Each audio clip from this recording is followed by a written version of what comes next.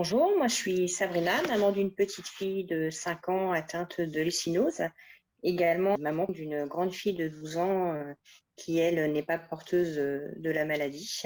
Et là, aujourd'hui, on témoigne avec mon mari Bastien. Moi, je suis Laetitia, maman de qui a 10 ans maintenant, qui a également une leucinose. Et je suis maman de qui a 13 ans et qui n'est pas leucinose, voilà. Bonjour, moi c'est Cécile, je suis maman de 2 garçons.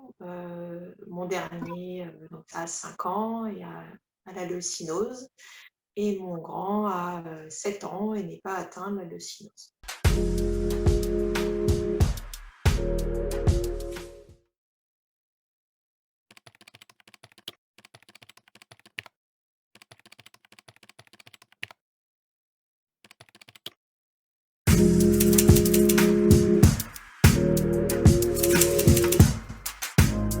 Alors, la leucinose, c'est une maladie héréditaire qui fait que l'enfant ne digère pas correctement les protéines, donc ça devient toxique pour lui. Et donc, du coup, faut avoir un régime alimentaire très strict pour éviter qu'il y ait trop d'apport de protéines, pour pas qu'il y ait d'intoxication, surtout neurologique, avec des risques de coma si le régime alimentaire n'est pas bien mené ou s'il y a une décompensation quand il y a de la fièvre ou une maladie.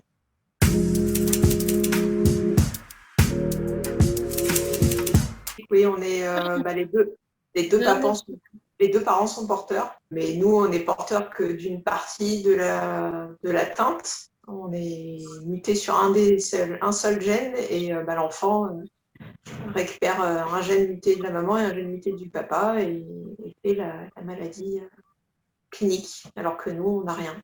Et les autres enfants de la fratrie, pas forcément non plus.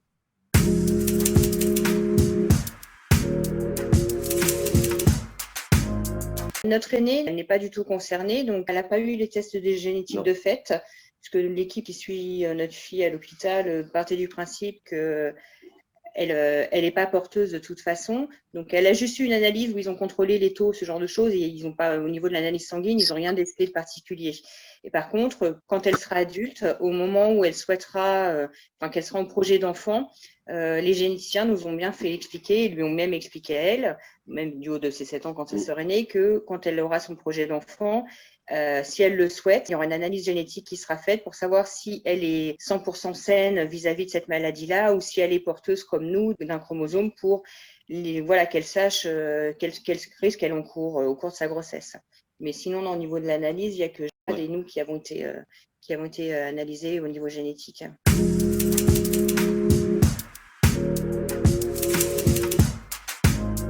Quelques jours après la sortie de la maternité, nous. De toute façon, elle est née un jeudi matin. Elle est arrivée, elle a été prise en charge en urgence quasi vitale le jeudi qui a suivi. Sachant qu'entre-temps, je sentais que quelque chose n'allait pas bien. À la maternité, on m'a dit, mais c'est parce que vous faites le rapprochement avec votre aîné, un enfant ne fait pas l'autre. L'allaitement ne se passait pas forcément bien non plus avec Jeanne, donc ils ont mis ça sur le coup que l'allaitement ne se faisait pas bien. Et je sentais qu'elle avait du mal à s'alimenter. Avec les visites que j'avais avec la sage-femme en suite de couche, les fois où j'allais avec elle la voir, réussissait finalement à dormir un peu. Donc, vu qu'elle avait des soucis pour bien dormir, qu'elle avait un sommeil très sécadé, des repas très, très limités, très sécadés, elle partait du principe que chez un bébé, le sommeil est d'or, donc elle la réveillait pas trop, et ça a fini où on a vu notre médecin traitant qui était en congé, donc c'était son remplaçant, qui a décelé qu'il y avait quelque chose qui n'allait pas, qui nous a orientés vers une pédiatre, et qui, quand elle a vu, nous a dit non, mais vous allez tout de suite aux urgences, ça me fait là. Elle suspectait une méningite. Donc, en fait, à la base, c'est vrai que les médecins, le médecin, je crois, la première chose, c'est il parlait un peu de reflux, de choses comme ça. De fleur, ouais. Ils ont mis ça au début sur un syndrome d'Hergéo. Chez les petits, en fait, du mal à s'alimenter et autres, ça va être un reflux, c'est pas très très grave, ça va rentrer dans l'ordre, mais bon, globalement, en fait, on était tout simplement en train de l'empoisonner, quoi. Donc, et effectivement, elle ne voulait pas s'alimenter, et on forçait quand même pour l'alimenter, parce que bon, voilà, on n'est pas jusqu'au moment où il y a un mot sur sa pathologie, on ne savait pas, quoi. Donc on faisait confiance aussi à notre premier médecin, mais bon, heureusement qu'on a pu avoir ce rendez-vous-là le soir même, parce qu'en fait, ça aurait pu être dramatique. De toute façon, quand on est arrivé à l'hôpital, elle a été prise tout de suite, et à la fin d'un arrêt cardiaque, dans les Dans le quart d'heure qui a suivi. Dans le quart d'heure qui a suivi. Donc, on est arrivé vraiment, on a eu beaucoup de chance, on est arrivé juste à temps, quoi. Et ce qui a sauvé aussi dans le diagnostic, c'est qu'il y avait de garde une pédiatre qui, on a gardé là où, enfin, le CHU, l'hôpital pas loin de chez nous, a un département maladie métabolique et on avait la chance qu'une des pédiatres de garde, cette nuit-là, était une pédiatre qui avait fait ses formations sur Necker dans le département maladie métabolique et qui était nouvellement détachée, enfin voilà, qui était sûrement et parce que c'est pareil, l'équipe au début mettait ça sur un possible diabète. Quand ils ont vu que le diabète c'était pas ça, ils ont voulu faire une ponction lombaire. On a un petit peu freiné défaire parce que sur un bébé d'une semaine, c'est un acte extrêmement lourd qui peut avoir de grosses conséquences. Donc on leur a demandé d'explorer vraiment toutes les pistes qui étaient possibles, imaginables avant de faire cet acte invasif sur notre bébé.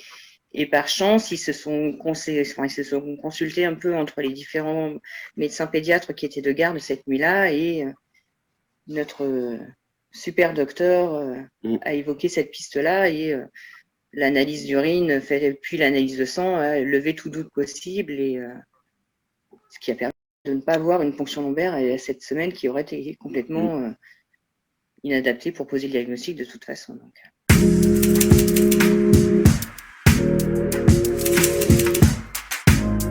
C'est jamais facile quand c'est une maladie rare parce que la leucinose, c'est une naissance sur 150 000, je crois, donc c'est très rare. Après, j'ai envie de dire, c'est en fonction de la vie, en fonction de où on habite.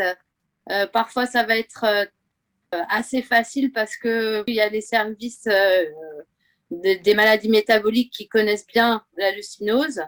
Et parfois, ça peut être un peu plus long parce qu'il n'y a pas de service spécialisé, que les médecins ne connaissent pas forcément.